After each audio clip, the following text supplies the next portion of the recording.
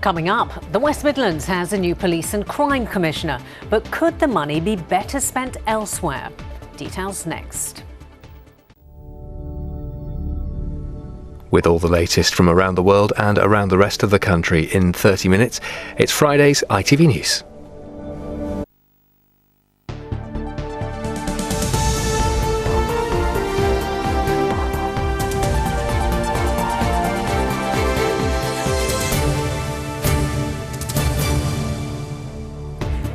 Hello and welcome to ITV News Central. On the programme tonight, the mother reliving the horror of this coach crash.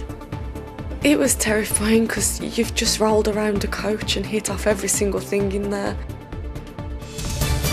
Warsaw's superstar swimmer goes back to where her success started, but the pool's now facing closure. If you're doing the gardening this bank holiday weekend, then spare a thought for these little fellows.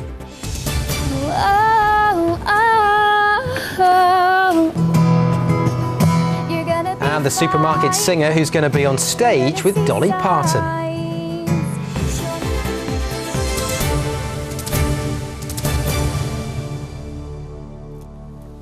Good evening. A young mother has been speaking of her terror when the coach she was in rolled over. Charlotte Beckles suffered a broken neck when she was thrown out of her seatbelt. She says she prayed for her life to be spared. Her partner and son were also on the coach and escaped without serious injury. Emergency services have said it was lucky no one was killed. Keith Wilkinson reports.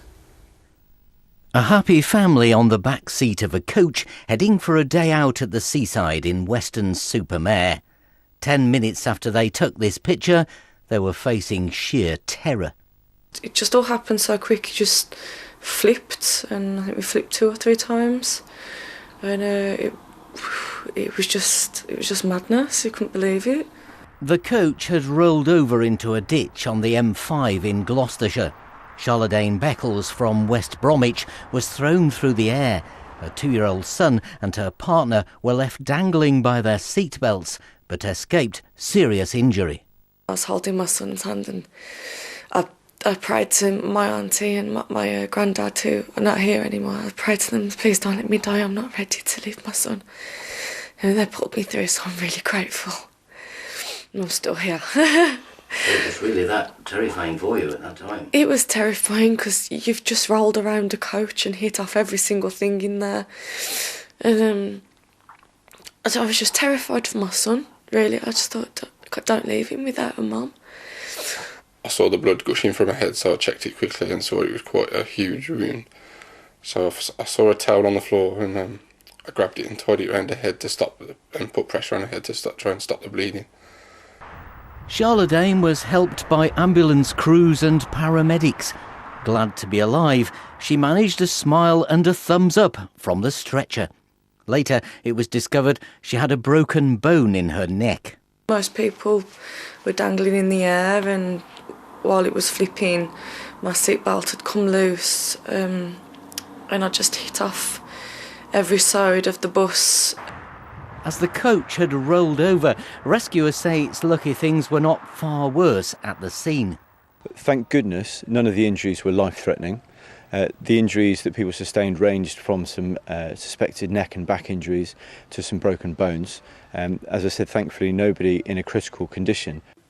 The couple are thankful that, on the instructions of the driver, passengers were wearing seatbelts. The cause of the crash is still being investigated. Keith Wilkinson, ITV News. In other news, a man's been arrested on suspicion of murder after a woman's body was found at a house in Rugby. Officers were called to an address in Moreton Gardens yesterday where they found the woman, who was believed to be in her 30s. A man in his 40s is in police custody. Now, the new Police and Crime Commissioner for the West Midlands has been announced as Labour's David Jamison. Well, the election was called after the sudden death of the previous Commissioner, Bob Jones, last month. Turnout was very low, with just over 10% of people bothering to vote. There are also questions over the cost of the process, with estimates being put at around £3.7 million.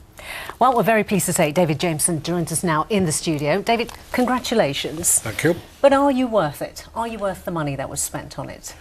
Well, this job is to make sure that the huge budget that the police has of £543 million is spent properly, and that we do listen to what the people of the region say, how they want the money spent. So in that sense, yes, it is.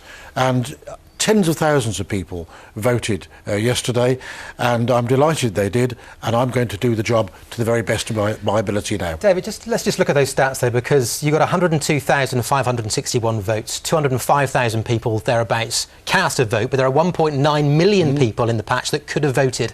Most of them didn't. It's cost £3.7 million. I think a lot of people watching this might say, well, that money in terms of doing the best for the West Midlands police area might be better spent on putting bobbies on the beat. Well, that's a good question, and a question you need to put to the Home Secretary and the coalition government, because they set this system up. What we're doing, we're reacting to what happened. We had a by-election call because of the very sad death of Bob Jones. We stood in the election. We have won the election. Tens of thousands of people voted for me. So it's my job now really to go forward and do what the people want me to do, which is actually make sure that the police are responding to the needs of the public. Are you worried about the awareness, though? Because, I mean, the low turnout indicates that people were unaware, one, of the election, and two, of what you actually do. Well, that's right. I mean, the government, again, this is part of the botched legislation that they put through, didn't, firstly, make sure that people were fully aware of what the job was all about. And essentially, it's about converting ordinary people's views into what they get on the ground in terms of the police force. And I just hope now that I can do a job like Bob Jones did in actually helping people understand the role and perhaps getting people more involved in the role in the future. OK, David, we have to leave it there, but thank you very much for coming in and talking to us. Thank you. Now, Paralympic swimming superstar Ellie Simmonds has been visiting the swimming pool in Coventry that she swam in as a child. It is the only 50-metre pool in the West Midlands, but it's earmarked for closure. Well, it's being replaced by a new £37 million leisure centre, but that will only have a 25-metre pool, and campaigners say it should stay open to help produce future champions. Lee Comley reports. Back to one of the places her Olympic dreams began. The Coventry Sports and Leisure Centre has plenty of memories for Ellie Simmonds. Training in its 50-metre pool helped propel her to gold medal World Championships and Paralympic success. She's here to promote Swim Britain, an event taking place in September to encourage people to get in the pool. But it's the only 50-metre pool in the West Midlands, and in a few years' time it could be gone for good. I used to come and compete at this pool. This was my local 50-metre swimming pool. Yeah, really lucky to have this 50-metre pool, which is quite rare in the West Midlands. But it's great. It's great that we see people of ages taking part in swimming and having getting fit. The council says it would be too expensive to refurbish and keep open in the long run, and that building a new centre is a better investment for taxpayers. Andrew Christie has been coming here for almost 30 years. He says it'd be a shame to lose the pool. Well, it's all down to, I think it's just down to a lack of investment in the place. I mean, we've missed out on a great opportunity with the Olympics because of the lack of maintenance and everything else. So yes, it's going to be a great loss. We've lost out with the Olympics, and we're going to lose out in the end altogether. It doesn't meet the necessary international standards, so it would require additional refurbishment anyway. But we agree the West Midlands should have a competition pool, and I think what we're doing is to continue to work over the next few years, because this building will not close until at least 2019, is to work with the ASA and other organisations to look at how an events pool might be provided in the West Midlands. The pool could close in 2019. There are plans for other 50-metre pools, but those against this one closing say Coventry would be losing a feature of the city. Lee Comley, ITV News. Now, with the time just gone 9 minutes past 6, stay with us, still plenty more to come on the programme. The supermarket deli worker who's been sharing a stage with the Queen of Country Music, Dolly Parton. An ice bucket soaking for star sprinter Mo Farah as he heads up Birmingham's big athletics. And as low pressure moves in just in time for the bank holiday weekend, find out how that's going to affect our weather here in the West Midlands later on in the programme.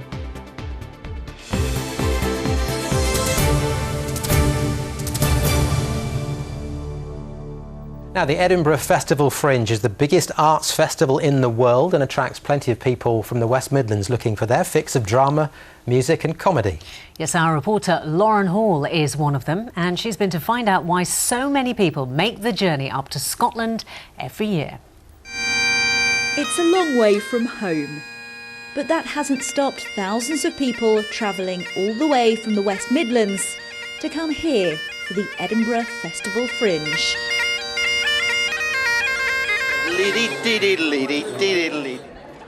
There have been nearly 50,000 performances this year, and anyone can have a go. What we see then is artists from all over the world at every stage of their career coming here and doing the best world-class theatre, dance, comedy, music, all art forms, and it's really exciting for the audience. With so many taking part, performers have to stand out from the crowd, dressing up, dressing down, or just clowning around. Jack Britton from Leicester stands out for the wrong reasons in this costume. It's a dinosaur, in case you were wondering. But he's doing his best to persuade people to snap up tickets to his comedy show. People aren't necessarily going to take a flyer from someone who looks perfectly normal. So you've got to stand out in some kind of weird way. 5 comedians for £3. David Murphy from Solihull hopes they can impress with their stand-up comedy show. It's really nice that a group of students can come all the way from De Montfort in Leicester to go all the way up into a different country, up into the epicentre of comedy, and really showcase their talents in the proving ground of comedians. Hello, how are we? Are we good? Yeah. Good stuff. Give us a cheer if you're drinking. Yeah. They take it in turns to perform, with 5 of them on stage each day. Their only aim, to make people laugh. Yeah, I really enjoyed myself. It was really good, yeah, really funny. We came last year, so I thought I'd check it out again this year. It's really good. A standout performance, one of many at this year's Edinburgh Festival. Now, as it draws to a close, performers and spectators are preparing to head home. But they're sure to find their way back again next year. Lauren Hall, ITV News. The national and international news is just a few moments away. Let's take a look at what's coming up with Ranveer Singh. Cameron faces calls from his own side to toughen up over the Brits fighting with Islamic State extremists. More than 500 are believed to have travelled to Syria and Iraq, among them the killer of journalist James Foley.